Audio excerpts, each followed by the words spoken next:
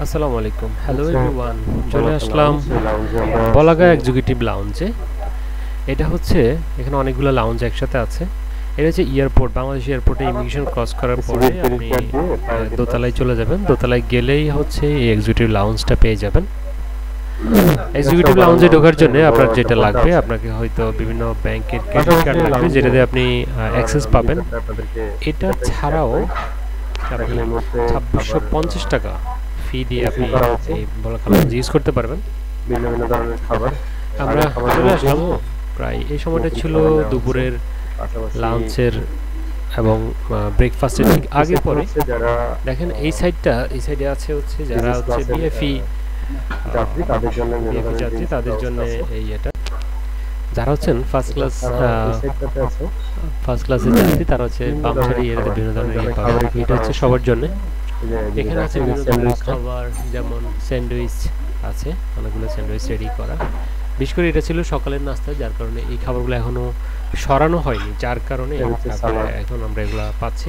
কিছুক্ষণ পরে লাঞ্চের সময় হয়ে যাবে, সেই সময়টাতে হচ্ছে তারা লাঞ্চ দিবে।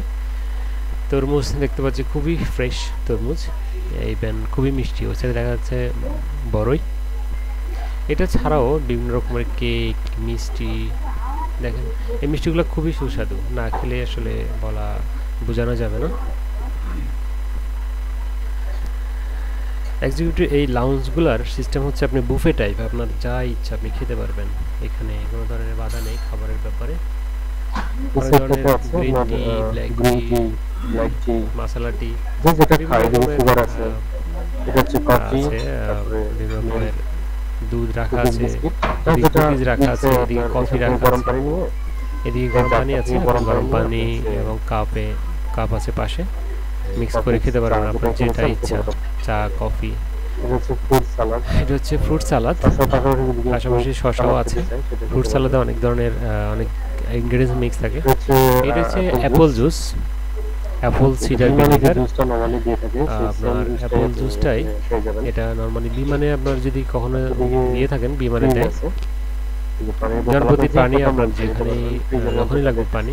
অনেকগুলা ড্রিঙ্কস আছে, সফট ড্রিঙ্কস, যেটা ইচ্ছা আপনার যেই কয়টা ইচ্ছা আপনি খেতে পারবেন, সবগুলো ফ্রিজের মধ্যে রাখা আছে।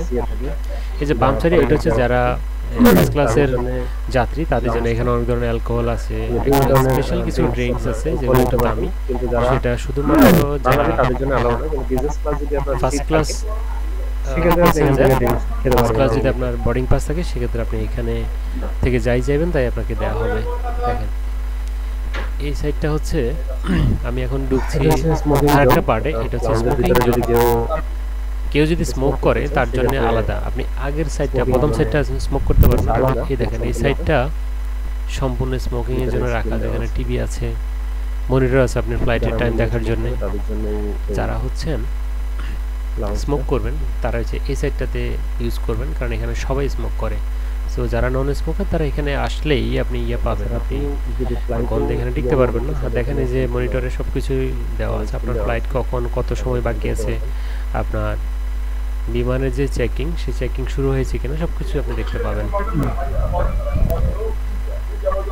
অনেকক্ষণ ঘোরার পরে অনেকে দেখেন খাবার নিয়ে নিজের মতো করে খাচ্ছে, আমরাও খাবার নেওয়ার চেষ্টা করছি, দেখি কি নেওয়া যায়। এখানে অনেক ধরনের খাবার আছে, যেহেতু সকালে বাসা থেকে খেয়ে আসলাম, তো খুব বেশি কিছু নেই নাই, অল্প কিছু খাবার আমরা নিয়েছিলাম।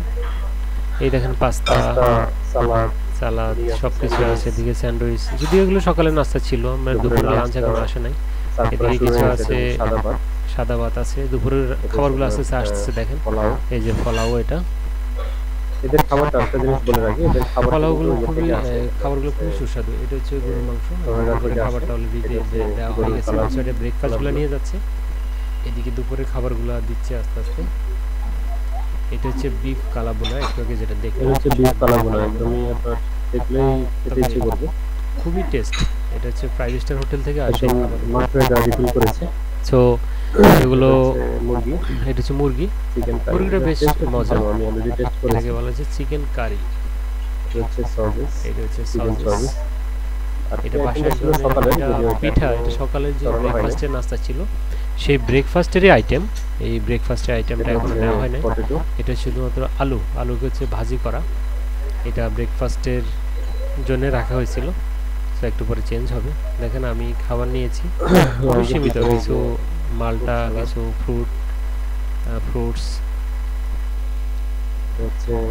এগুলা নিয়েই মোটামুটি হালকা পাতলা খেয়ে কিছুক্ষণ পরে রেডি হয়ে গেলাম